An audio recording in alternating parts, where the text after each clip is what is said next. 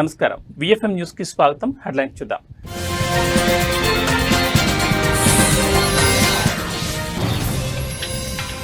మరోసారి ప్రత్యేక దౌత్య శైలిని ప్రదర్శించిన ఇటలీ ప్రధాని. సంప్రదాయంలో 2 చేతులు జోడించి నమస్తే అంటూ అభివాదం.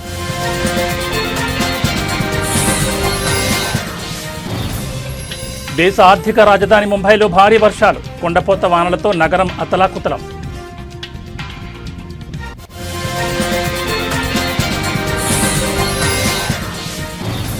మహారాష్ట్రలోని సతారా జిల్లాలో దారుణం. అమానుషంగా ప్రవర్తించిన ఓ ఆటో డ్రైవర్.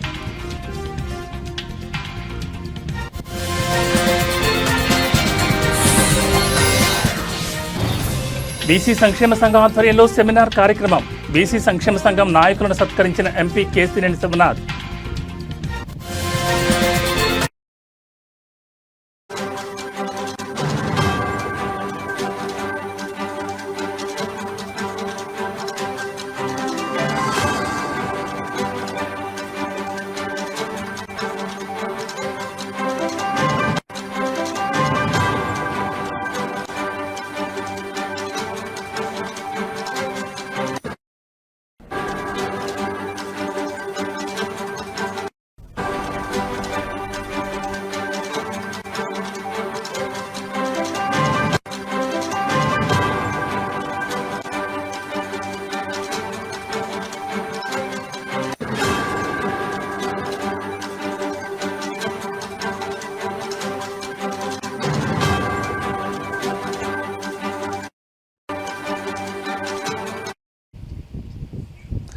బులెటిన్లో బ్రేకింగ్ న్యూస్ చూస్తున్నాం. ఇటలీ ప్రధాని జార్జియా మెలోని తన ప్రత్యేక దౌత్య శైలిని మరోసారి ప్రదర్శించారు. ప్రపంచ రాజకీయాలకు కేంద్రమైన వైట్ హౌస్లో అమెరికా అధ్యక్షుడు డొనాల్డ్ ట్రంప్ సీనియర్ సహాయకురాలకి భారతీయ సంప్రదాయంలో 2 చేతులు జోడించి నమస్తే అంటూ అభివాదం చేశారు. సాధారణంగా కరచాలనాలు, లాంఛనప్రాయ పలకరింపులు ఉండే అత్యున్నత స్థాయి సమావేశంలో ఆమె చేసిన ఈ పని అందరి దృష్టిని ఆకర్షించింది.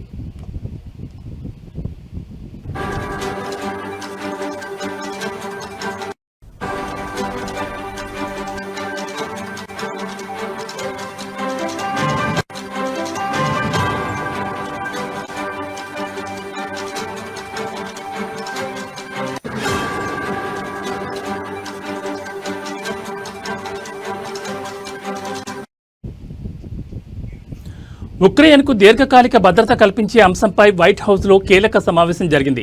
ఈ చర్చల్లో పాల్గొనేందుకు వచ్చిన మెలోని ఈ విధంగా పలకరించి ప్రత్యేకంగా నిలిచారు. మెలోని ఇలా నమస్కారం పెట్టడం ఇదే మొదటిసారి కాదు.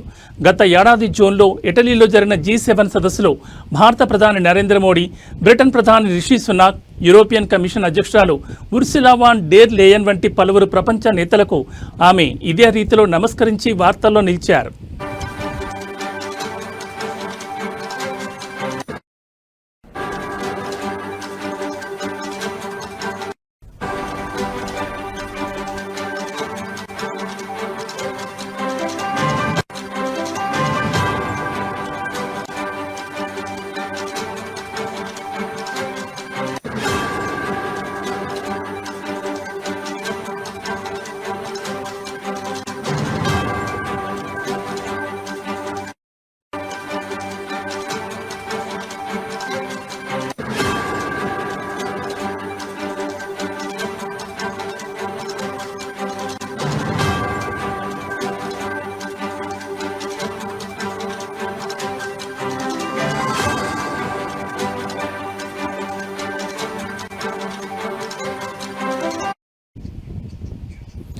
ఇటలీ ప్రధాని జార్జియా మెలోని తన ప్రత్యేక దౌత్య శైలిని మరోసారి ప్రదర్శించారు. ప్రపంచ రాజకీయాలకు కేంద్రమైన వైట్ హౌస్లో అమెరికా అధ్యక్షుడు డొనాల్డ్ ట్రంప్ సీనియర్ సహాయకురాలకి భారతీయ సంప్రదాయంలో 2 చేతులు జోడించి నమస్తే అంటూ అభివాదం చేశారు. సాధారణంగా కరచలనాలు, లాంఛనప్రాయ పలకరింపులు ఉండే అత్యున్నత స్థాయి సమావేశంలో ఆమె చేసిన ఈ పని అందరి దృష్టిని ఆకర్షిస్తోంది. ఉక్రెయిన్కు దీర్ఘకాలిక భద్రత కల్పించే అంశంపై వైట్ హౌస్లో కీలక సమావేశం జరిగింది. ఈ చర్చల్లో పాల్గొనేందుకు వచ్చిన మెలోని ఈ విధంగా పలకరించి ప్రత్యేకంగా నిలిచారు. మెలోని ఇలా నమస్కారం పెట్టడం ఇదే మొదటిసారి కాదు. గత ఏడాది జూన్లో ఇటలీలో జరిగిన G7 సదస్సులో భారత ప్రధాని నరేంద్ర మోడీ, బ్రిటన్ ప్రధాని రిషి సునాక్, యూరోపియన్ కమిషన్ అధ్యక్షురాలు ఉర్సులా వాన్ డెర్ లేయన్ వంటి పలువురు ప్రపంచ నేతలకు ఆమె ఇదే రీతిలో నమస్కరించి వార్తల్లో నిలిచారు.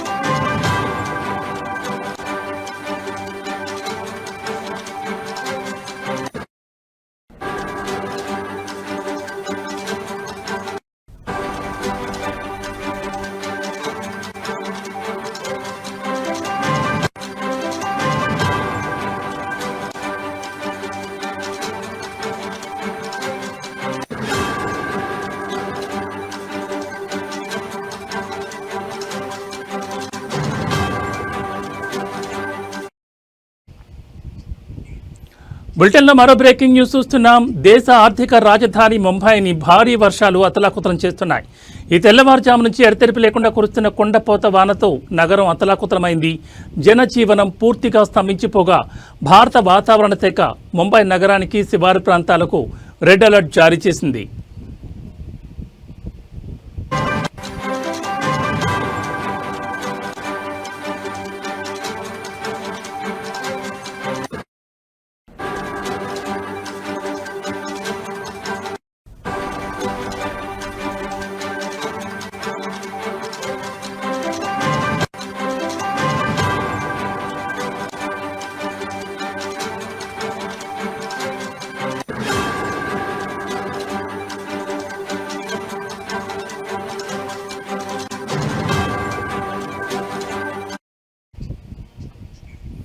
ఈ నేపథ్యంలో బృహన్ ముంబై మున్సిపల్ కార్పొరేషన్ కీలక నిర్ణయం తీసుకుంది.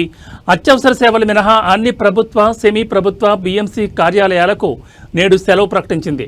ప్రైవేట్ సంస్థలు కూడా తమ ఉద్యోగులకు వీలైనంత వరకు వర్క్ ఫ్రం హోం సదుపాయం కల్పించాలని, అనవసర ప్రయాణాలు చేయొద్దని బీఎంసీ గట్టిగా సూచించింది. భారీ వర్షాల కారణంగా ముంబైలోని పాఠశాలలు, కళాశాలలకు కూడా సెలవులు ప్రకటించారు.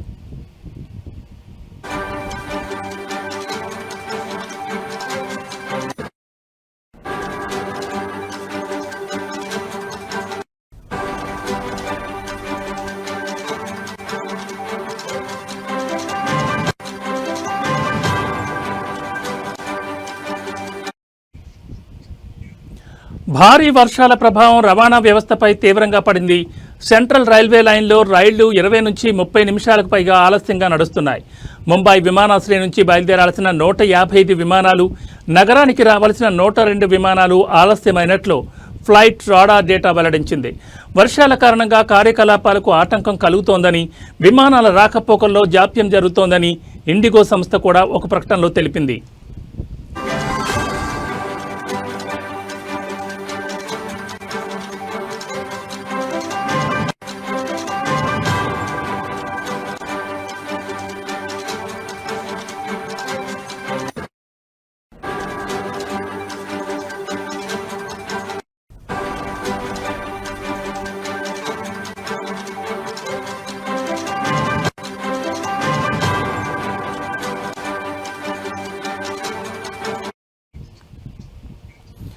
నగరంలోని అనేక ప్రాంతాలు జలదిగ్బంధంలో చిక్కుకున్నాయి.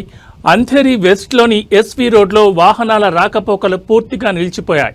సియాన్లోని Gandhi market, Dadar TT, Mumbai central వంటి ప్రాంతాల్లో రోడ్లు చెరువులను తలపిస్తున్నాయి. వసాయిలోని మిథాఘర్ ప్రాంతంలో వరద నీటిలో దాదాపు 200 నుంచి 400 మంది చిక్కుకున్నట్లు సమాచారం. ఇవాళ ఉదయం 8 గంటలతో ముగిసిన 24 గంటల వ్యవధిలో విక్రోలీలో అత్యధికంగా 255.5 మిల్లీమీటర్ల వర్షపాతం నమోదు కాగా, బైకుల్లాలో 241.0 మిల్లీమీటర్లు, శాంతాక్రూజ్లో 238.2 మిల్లీమీటర్ల వర్షం కురిసింది.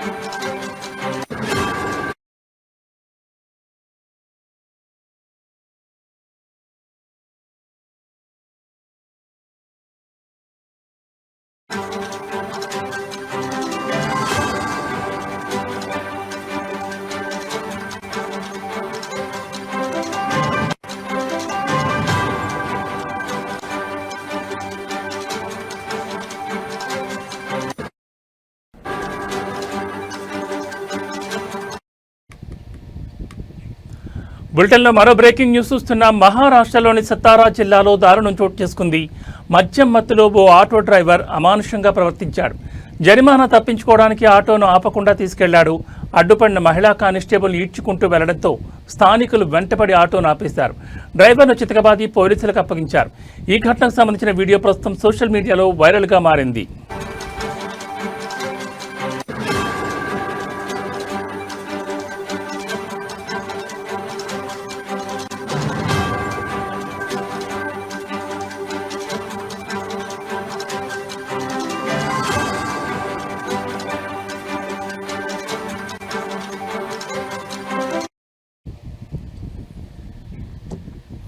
సతారా నగరంలోని ఓ కూడలి వద్ద ట్రాఫిక్ పోలీసులు వాహనాల తనిఖీలు చేపట్టారు. ఇంతలో అటుగా వచ్చిన ఓ ఆటోను మహిళా కానిస్టేబుల్ భాగ్యశ్రీ జాదవ్ ఆపేందుకు ప్రయత్నించారు. అయితే మద్యం మత్తులో ఉన్న డ్రైవర్ దేవరాజ్ కాళీ ఆటోను ఆపలేదు. అడ్డుపడిన భాగ్యశ్రీ జాదవ్ను ఈడ్చుకుంటూ వెళ్లాడు. దీంతో స్థానికులు ఆటోను వెంబడించి కొద్ది దూరంలో దాన్ని ఆపి డ్రైవర్ను చితకబాదారు. ఆటో డ్రైవర్ దేవరాజ్ కాళీను అదుపులోకి తీసుకున్నామని, భాగ్యశ్రీ జాదవ్ ఫిర్యాదు మేరకు కేసు నమోదు చేశామని పోలీసులు చెప్పారు.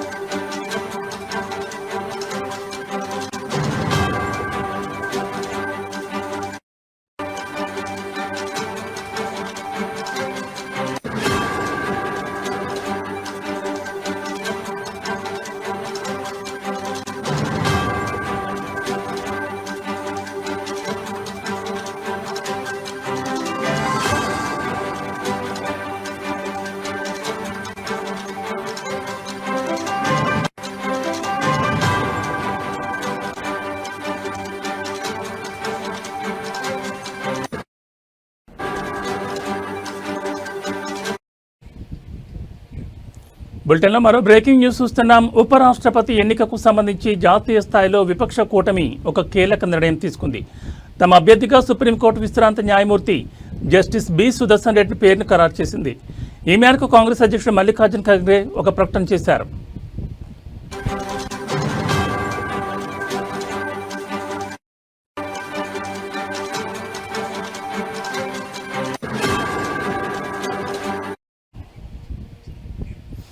విపక్ష కూటమి అభ్యర్థిని ప్రకటించడం బీజేపీ నేత సిపి రాధాకృష్ణన్ను ఎన్డీఏ తమ అభ్యర్థిగా ప్రకటించిన 2 రోజుల తర్వాత చోటు చేసుకుంది. ఉపరాష్ట్రపతి ఎన్నిక సెప్టెంబర్ 9న జరగనుంది. నామినేషన్లు దాఖలు చేయడానికి చివరి తేదీ ఆగస్టు 21. గోవా మొదటి లోకాయుక్త చైర్మన్ 2007 జనవరి 12 నుండి 2011 జూలై 8 వరకు సుప్రీంకోర్టు న్యాయమూర్తిగా పనిచేశారు justice B Sudarshan Reddy. 2024 December 14న హైదరాబాద్ అంతర్జాతీయ ఆర్బిట్రేషన్ మధ్యవర్తిత్వ కేంద్రం ఐఎంఎంసి శాశ్వత ట్రస్టీగా బాధ్యతలు చేపట్టారు. బి సుదర్శన్ రెడ్డి 37వ హైదరాబాద్ జాతీయ పుస్తక ప్రదర్శన పర్యవేక్షించడానికి సూచనలు ఇవ్వడానికి ఏర్పాటు చేసిన కమిటీకి సలహాదారుడిగా నియమితులయ్యారు.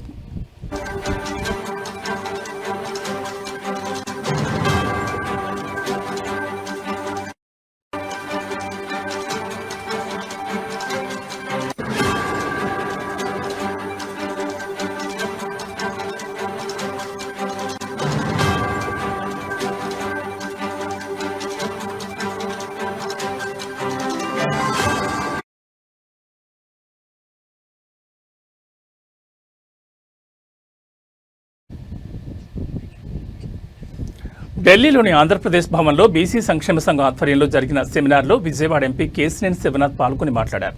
ఈ సందర్భంగా ఆయనను జాతీయ బీసీ సంక్షేమ సంఘం నాయకులు సత్కరించారు. విజయవాడ పార్లమెంట్ నియోజకవర్గంలో బీసీ కమ్యూనిటీ హాళ్లలో యువతకు ఉపాధి అవకాశాలు పెంచేందుకు స్కిల్ డెవలప్మెంట్ సెంటర్లు ఏర్పాటు చేయడానికి కృషి చేస్తానని ఆయన తెలిపారు. కేంద్ర రాష్ట్రాల్లోని ఎన్డీఏ ప్రభుత్వాలు బీసీల అభ్యున్నతికి కట్టుబడి ఉన్నాయని, వారి సంక్షేమానికి పథకాలను అమలు చేస్తున్నాయని ఆయన గుర్తు చేశారు. ఈ కార్యక్రమంలో బీసీ సంక్షేమ సంఘం జాతీయ అధ్యక్షుడు ఆర్ కృష్ణయ్య, రాజ్యసభ సభ్యులు బీద మస్తానరావు, పాకా వెంకట సత్యనారాయణ, జాతీయ బీసీ సంక్షేమ సంఘం రాష్ట్ర అధ్యక్షులు వై నాగేశ్వరరావు యాదవ్, ఆంధ్రప్రదేశ్ ఇన్ఛార్జ్ యలగాల నూకానమ్మ యాదవ్ తదితరులు పాల్గొన్నారు.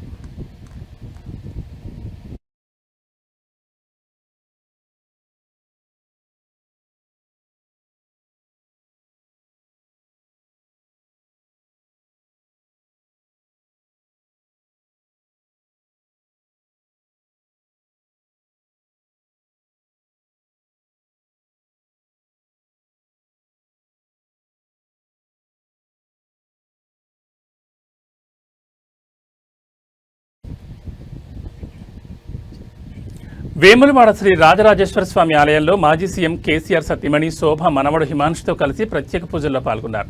రాజన్న కోడిముక్కు చెల్లించి అనంతరం స్వామివారికి ప్రత్యేక పూజలు చేశారు. ఆలయ అర్చకులు స్వాగతం పలుకుతూ తీర్థప్రసాదాలు అందించారు. వేములవాడ నియోజకవర్గ ఇన్ఛార్జ్ చల్మడి లక్ష్మీ నరసింహారావు, ఏనుగు మనోహర్ రెడ్డి, మాజీ మున్సిపల్ చైర్పర్సన్ రామతీర్థపు మాధవి స్వామివారి చిత్రపటాన్ని అందజేశారు.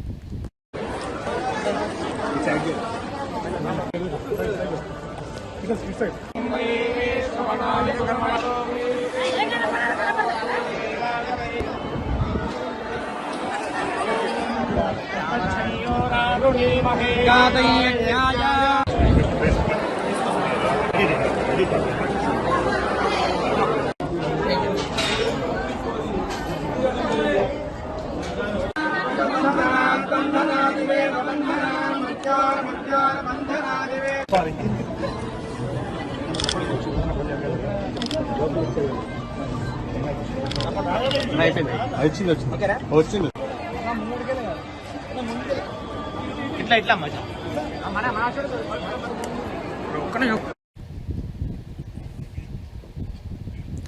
భారీ వర్షాల కారణంగా వివిధ ప్రాంతాల్లో పరిశీలించిన మంత్రి పొన్నం అనంతరం జీహెచ్ఎంసీ, హైడ్రా, వాటర్ బోర్డు అధికారులతో సమీక్షా సమావేశం నిర్వహించారు. ట్రాఫిక్ సమస్యలు నివారించడానికి అన్ని చర్యలు తీసుకోవాలని ఆదేశాలు జారీ చేశారు. ఇటీవల హైదరాబాద్లో భారీ వర్షాల కారణంగా తలెత్తిన సమస్యల పరిష్కారం కోసం వివిధ ప్రాంతాలను మంత్రి పొన్నం ప్రభాకర్ మరియు మేయర్ గద్వార్ విజయలక్ష్మి తనిఖీ చేశారు. అనంతరం మంత్రి పొన్నం ప్రభాకర్ మరియు మేయర్ గద్వార్ విజయలక్ష్మి జీహెచ్ఎంసీ, హైడ్రా మరియు వాటర్ బోర్డు అధికారులతో ఒక సమీక్షా సమావేశం నిర్వహించారు. ఈ సమావేశంలో వారు వరదలు మరియు ట్రాఫిక్ సమస్యలు నివారించడానికి అవసరమైన అన్ని చర్యలను తీసుకోవాలని అధికారులను ఆదేశించారు. కేబీఆర్ పార్క్ గేట్ నెంబర్ 2 వద్ద ఆకస్మిక తనిఖీల గురించి ప్రత్యేకంగా నిర్ధారించే వార్తలు లేనప్పటికీ వారు నగరంలో వివిధ ప్రాంతాల్లో పర్యటించి సమస్యల పరిష్కారానికి కృషి చేస్తున్నారని తెలుస్తోంది.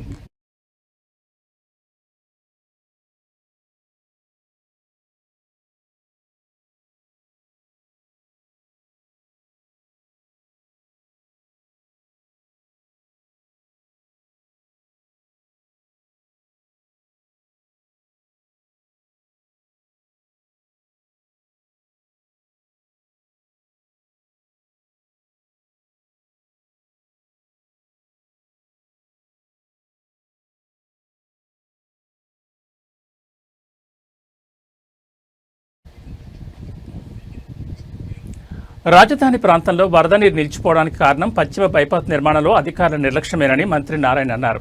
ఆయన మంగళగిరి మండలంలోని వరద ప్రభావిత ప్రాంతాలను ఏడీసీ చైర్పర్సన్ లక్ష్మీ పార్థసారథితో కలిసి సందర్శించారు. మంగళగిరి మండలం కొరగల్లు దగ్గర జాతీయ రహదారిపై నిర్మించిన వంతెన కింద పేరుకుపోయిన మట్టిని తొలగించకపోవడం వల్లే నీరు దిగుకు వెళ్లలేదని మంత్రి చెప్పారు. సుమారు 25 అడుగుల మట్టిని వెంటనే తీసివేయడం సాధ్యం కానందున వంతెన సమీపంలో కొంతమేర జాతీయ రహదారిని తొలగిస్తున్నట్లు తెలిపారు. ఈ చర్య వల్ల 24 గంటల్లో వరద నీరు దిగిపోతుందని, ఆ తర్వాత మట్టిని పూర్తిగా తొలగించి రోడ్డు మరమ్మతులు పూర్తి చేస్తామని ఆయన వివరించారు.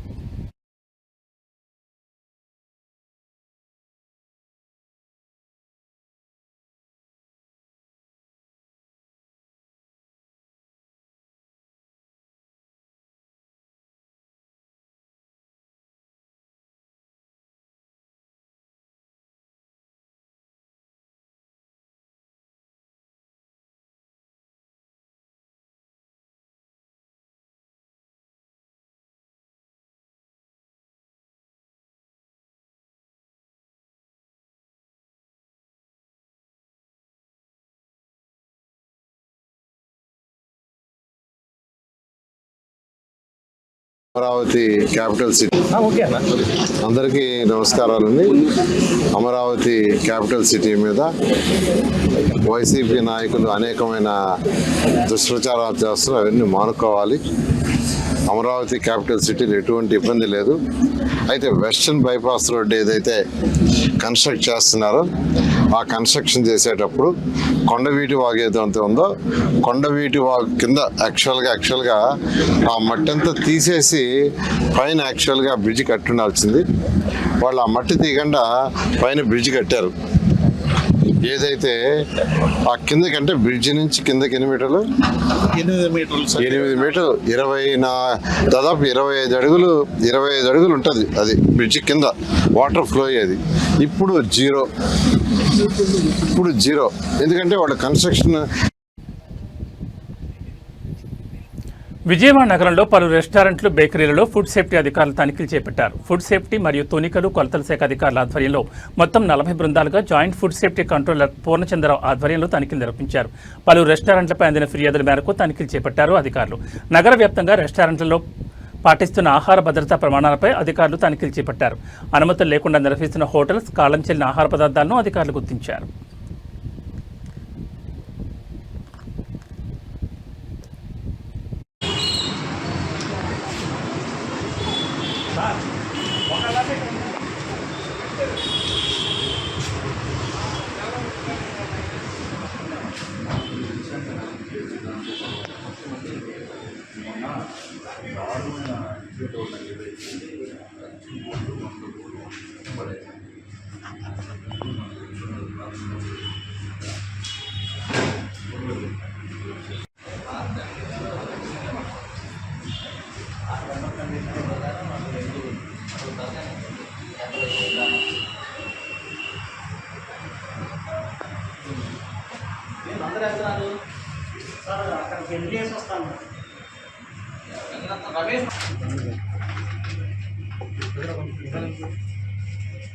కొంచెం సైడ్ వచ్చాను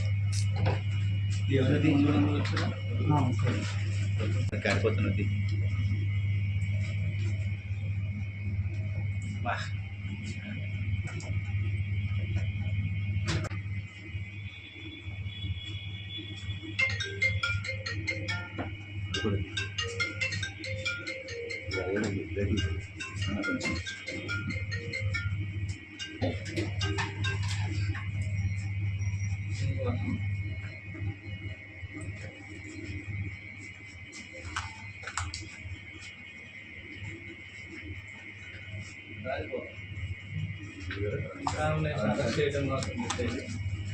దాన్నే చేస్తున్నారు.